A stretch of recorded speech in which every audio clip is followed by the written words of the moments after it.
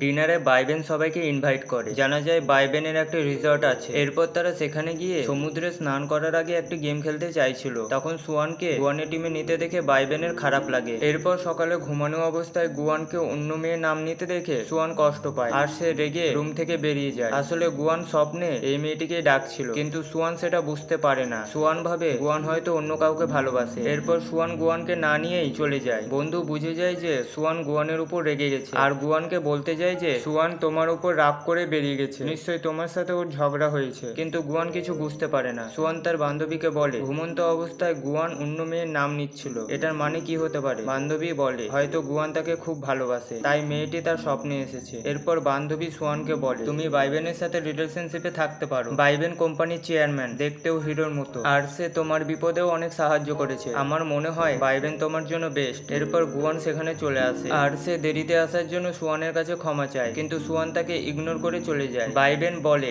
আজ আমরা ড্রাইভিং আর ফিশিং করতে যাব। যারা যারা ড্রাইভিং করতে ইচ্ছুক গুয়ানের সাথে যাও, আর যারা ফিশিং করতে চাও তারা আমার সাথে আসতে পারো। এরপর সুয়ানকে বাইবেনের সাথে যেতে দেখে গুয়ানের খারাপ লাগে। সুয়ানকে অফসেট দেখে বাইবেন তার কাছে যায়। তখন সুয়ান বলে তুমি 5 বছর ধরে গুয়ানের অ্যাসিস্ট্যান্ট ছিলে, সেই সময় কি গুয়ানের লাইফে কেউ এসেছিল? এরপর বাইবেন সুয়ানকে এক জায়গায় নিয়ে যায় আর তাকে একটি ভিডিও দেখায়। জানা যায় ছোটবেলায় গুয়ান একটি ফেরির মূর্তি দেখতে পায়। সেই মূর্তিটি এতটাই আকর্ষণীয় ছিল যে গুয়ানকে মুগ্ধ করে তোলে, আর সে ঠিক করে যে বড় হয়ে সে এইরকম একটি মূর্তি বানাবে। এরপর সুয়ান বুঝে যায় যে এই মূর্তির সাথে তার কিছু তো সম্পর্ক আছে। বাইবেন বলে এই প্রশ্নের উত্তর তোমাকেই খুঁজতে হবে। এরপর তারা সকলে মিলে যখন গল্প করছিল তখন সুয়ান বন্ধুকে বলে তুমি আমাকে সবসময় ফেরি বলে ডাকো কেন? আর তার এই প্রশ্ন গুয়ানকে চিন্তায় ফেলে দেয়। তখন বন্ধু গুয়ানকে বলে পুরো সত্যটি জানার আগে তাকে দিয়ে মূর্তিটি বানিয়ে নাও।